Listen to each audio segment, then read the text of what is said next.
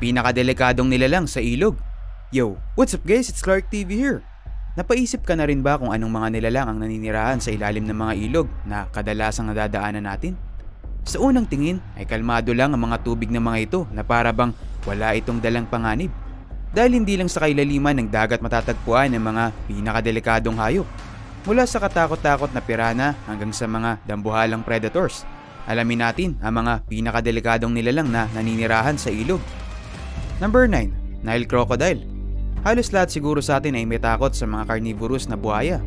Sino ba naman ang hindi matatakot sa matutulis nitong ngipin at mabilis na galaw na kayang umubos ng isang buong manok sa ilang segundo lang? Ang Nile Crocodile ay ang pinakamalaking buhaya na native sa Africa.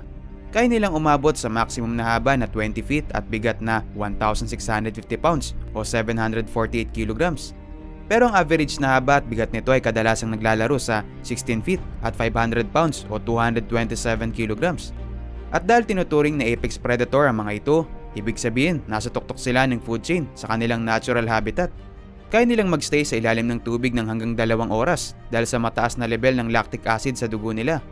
Dahil dito, kaya nilang umatake ng hindi napapansin ng biktima nila. Matatagpuan ang mga Nile crocodile sa mga freshwaters sa Sub-Saharan Africa, Madagascar at Nile Basin. Number 8. Piranha.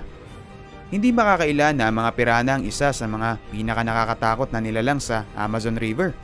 Gamit ang sobrang tulis at magkakadikit ng ngipin ng mga ito, kayang-kaya nilang i-debone ang isang buong isda ng ilang segundo. Ang red-bellied piranha ang pinakakilalang species ng piranha at sinasabi ring pinakadelikado. Kung nakapanood ka na ng pelikula tungkol sa mga piranha, meron ka ng ideya kung paano sila nangahunt ng bibiktimahin. Kilala ang mga piranha sa pagiging scavenger species na nagfi-feed sa mga hayop na may sugat o kaya ay may nilalabas na dugo. Kaya naman, kadalasan, ang inatake nila ay mga hayop na nauna nang inatake ng mas malalaking predators at mahina na. Sa oras na ihain na sa kanila mga biktima ay magkukumpul sila para ubusin ang laman nito. Merong mahigit sa 40 species ng piranha na naninirahan sa mga ilog ng South America, Venezuela at Argentina. Number 7. Anaconda. Bagamat walang kamandag ay kayang-kayang pumatay ng mga anaconda sa sarili nilang paraan. Gamit ang malakas nitong katawan ay nililingkis ng anaconda ang biktima hanggang sa mawala na ito ng buhay at saka nila ito lulunukin ng buo. Ang kadalasang prey ng mga anaconda ay mga deer, iba pang mga maliliit na hayop, alligator at maging jaguar. Bukod sa average size na anaconda ay meron ding giant anaconda variety. Sa katunayan, ang pinakamalaking anaconda na nahuli ay may habang 28 feet at may lapad na 44 inches sa bigat na 227 kilograms.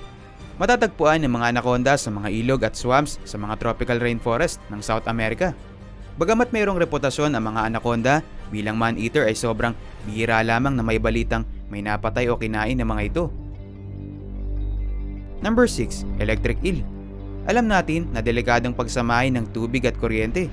Pero ibahin mo ang electric eels. Kaya ng hayop na ito na mag-generate ng sarili nilang electricity sa ilalim ng mga ilog. Ang isang adult na electric eel na may habang 6 feet ay kayang mag-produce ng 600 volts ng kuryente sa maikli at intense na burst na nagtatagal ng 2 milliseconds.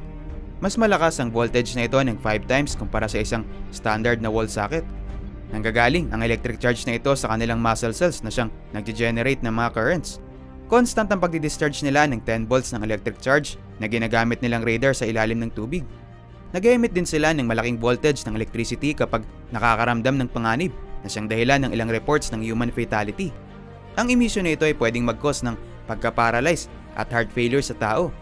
Bagamat electric eel ang pangalan nito, ay isang species ng isda ito na native sa South America. Number 5. Giant freshwater stingray.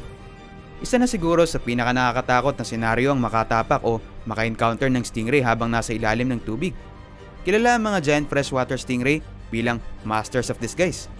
Kaya nilang ibaon ang sarili nila sa buhangin at gumalaw sa riverbeds nang hindi nadedetect ng mga potential na prey. Ang nagpapadelikado sa mga nilalang na ito ay ang kanilang malaking buntot o stinger na ginagamit nila upang itusok sa mga biktima. Hindi lang nito kayang sugatan ng balat pero kaya rin itong makaputol ng buto. Bukod pa rito ay nag-i-inject din sila ng toxin sa kanilang mga biktima na dahilan para mawalan ito ng malay.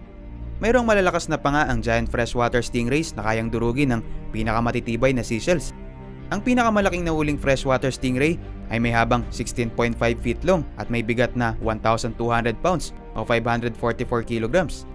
Bagamat hindi isa ang mga tao sa kanilang prey, nagiging delikado ito kapag aksidente silang natapakan. Matatagpuan ang mga giant freshwater stingrays sa mga ilog ng Australia at Southeast Asia. Number 4. Giant catfish. Imaginein mo ang isang isda na may laking gaya ng isang grizzly bear. Nakakamangha pero mas lamang ang takot kapag nakasagupa ito ng harapan. Ang giant catfish ay isang species ng catfish na sobrang bilis lumaki. Kaya nitong umabot sa habang 9 feet at bigat na 350 kilograms, kung saan nadiskubre ang pinakamalaking huli nito sa Thailand noong 2005. Kinakain nito ang anumang madaanan at ang regular nitong diet ay mga isda at amphibians. Endemic o makikita lamang ang mga giant catfish sa Mekong River sa transboundary ng East Asia at Southeast Asia. Number 3. Alligator gar. Sinasabing mas delikado at agresibo pa ito sa mga katakot-takot na pating sa ilalim ng karagatan. Dahil isa itong air breather, kadalasang makikita ito malapit sa surface ng ilog upang makasagap ng hangin. Bilang isang fighting fish, kilala ang mga alligator gar sa kanilang lakas at predatory nature. Meron itong mahabang uso at matatalim na ngipin at cylindrical na katawan na tila may armor plating na umaabot hanggang 6 feet long. Ang fins nito sa likod, kasama ang buntot nito ang nagbibigay sa kanila ng acceleration sa pag-atake. Na-feature ito sa River Monsters ni Jeremy Wade kung saan nakagat siya nito. Bagamat bihira ang reports ng alligator gar attacks, nakakalaso naman ang mga itlog nito kung aksidente itong makonsume. Number 2. Diving bell spider. Kung akala mong puro species ng isda, ahas at mga amphibians ang mga pinakadelikadong nilalang sa ilalim ng ilog, hindi mo pa nakikita ang diving bell spider. Ang uri ng gagamba na ito ay eksklusibong nakatira sa tubig, kaya naman hindi mo ito basta makikita. Tinuturing silang scuba spiders dahil sa abilidad nitong gumawa ng chamber ng air bubble na nagsisilbi nilang oxygen tank sa ilalim ng tubig. Mayroon silang mga malilit na sensors na nagme-measure ng oxygen level, kaya alam nila kung kailan nila kailangang umahon para sa fresh oxygen. Bagamat napakaliit na mga ito, meron silang nakakalason na kagat na pwedeng magdulot ng lagnat, pagsusuka at inflammation sa mga tao ng ilang araw.